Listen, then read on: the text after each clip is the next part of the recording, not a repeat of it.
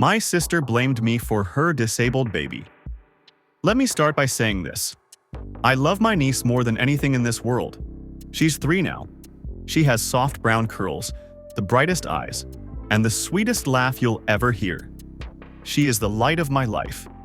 When she sees me, she squeals my name and runs into my arms, and all the anger and guilt I carry melts away for a few seconds. My niece has a rare genetic condition. She is developmentally delayed, needs lots of therapy, and sometimes has scary health problems. But she's also funny, loving, and stronger than most people I know. She doesn't know she's different, yet to her, the world is full of toys, hugs, and cartoons. I hope it stays that way for as long as possible. But behind that sweetness, there's the other side of this story, the part that still keeps me awake some nights. It's about my sister, and how she thinks all of this is my fault. I'm 28. My sister is 31. We were never super close growing up, but we were never enemies either. We shared a room until she went to college. We fought like sisters do about clothes, about chores, about who got the front seat, normal stuff. We always made up. After she got married, we drifted a bit, but I was happy for her. Her husband is nice enough, quiet, awkward, but he loves her. When she told me she was pregnant, I hugged her so tight I almost knocked her over. I remember we sat in my tiny apartment eating ice cream straight from the tub while she told me her plans, the names she liked, the nursery theme she wanted, all of it. She was so happy. I was so happy for her. But in our family, there's a shadow that never fully goes away. My mom's cousin had a baby with a rare genetic disorder, the same one my niece has now. He lived to be 16. His life was not easy. He never learned to speak. He was in and out of hospitals. My mom's cousin spent her life fighting for him, loving him. But it took a toll. I grew up hearing the whispers, "It runs in the family. Better to test early." So when my sister said she and her husband were skipping all genetic tests, I felt something twist in my stomach. I knew it was none of my business, but I was worried. I waited until we were alone. I asked her gently if she was sure. I reminded her about our cousin. Just once. I didn't push, I just asked. She turned on me so fast it shocked me. I remember exactly how she looked standing in my kitchen, her hands on her hips, eyes full of fire. "Not everything's a worst-case scenario in your head," she snapped. "You're always so negative. Why can't you just be happy for me?" I was so stunned I didn't know what to say. I remember mumbling, Okay, I'm sorry. I didn't mean to upset you." I dropped it after that. I didn't bring it up again. I brought diapers and tiny onesies instead. I painted the nursery with her. I went to her baby shower and watched her open little socks and stuffed animals.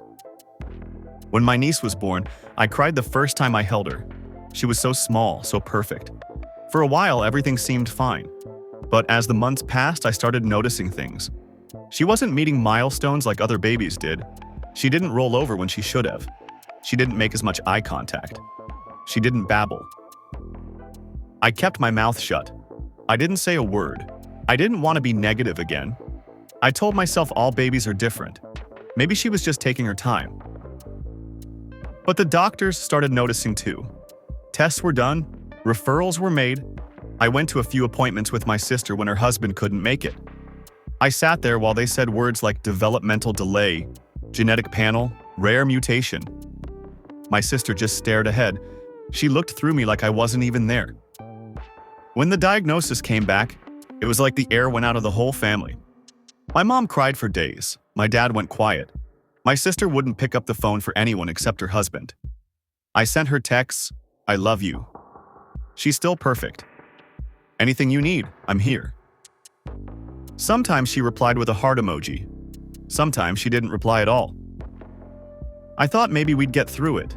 Maybe it would just take time, but time didn't fix it. It made it worse.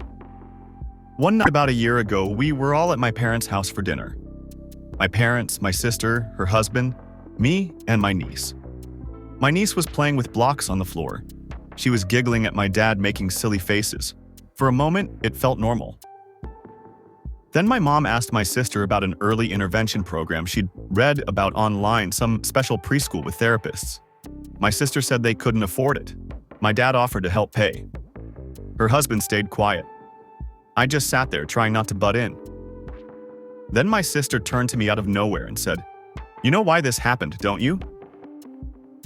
I remember blinking at her, confused. "What do you mean?" I asked. She slammed her fork down so hard it made my niece jump. "You cursed my pregnancy. You put it out into the universe that something would be wrong. You manifested it with all your negative energy. You were obsessed with it. You ruined this." The whole table froze. My dad opened his mouth like he wanted to say something, then closed it. My mom looked like she was about to cry. My niece just kept playing, humming to herself, not knowing her mom was tearing me apart 5 feet away. I wanted to defend myself. I wanted to yell, I was trying to help. But I didn't. I just sat there. I felt like I was sinking into my chair, smaller and smaller. I stood up, picked up my coat, and left. I didn't slam the door. I didn't make a scene.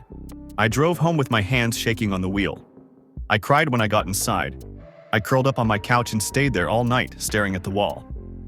Since that night, things have been different. My sister never really apologized.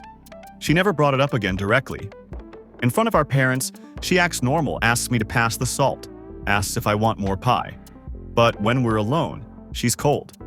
Sometimes she makes little digs.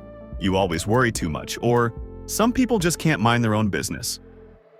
She never says it outright again, but I know what she means. And yet, she still needs me.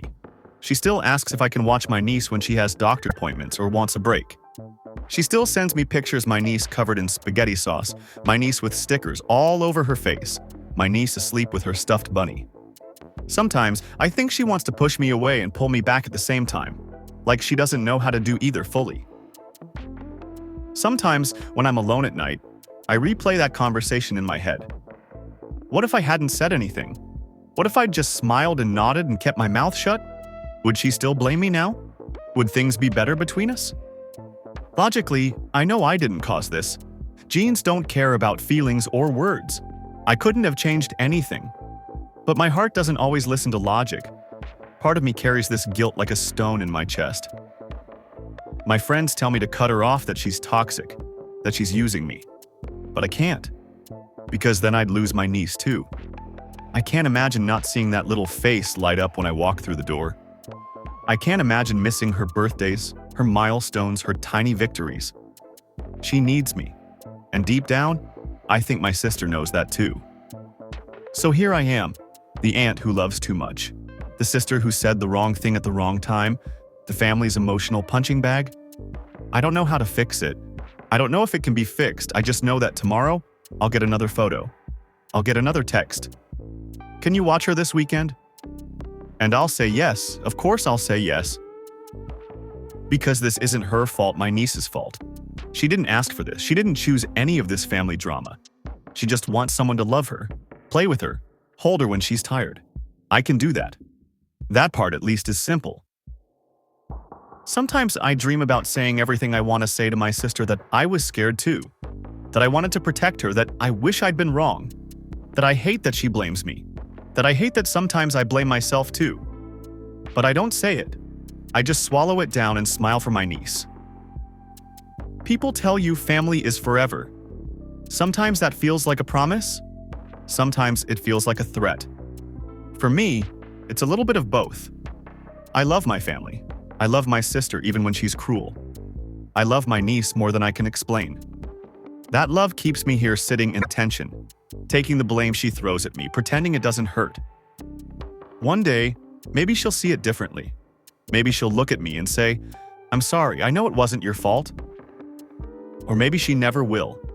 Maybe I'll always be the sister who ruined everything with one worried question. Maybe that's just how it'll be. But if you see me at the park, pushing a giggling 3-year-old on the swings, you'd never know any of this. You'd just see an aunt and her niece laughing in the sunshine. You'd see love, plain and simple. And maybe that's enough for now. Maybe that's the only part that really matters.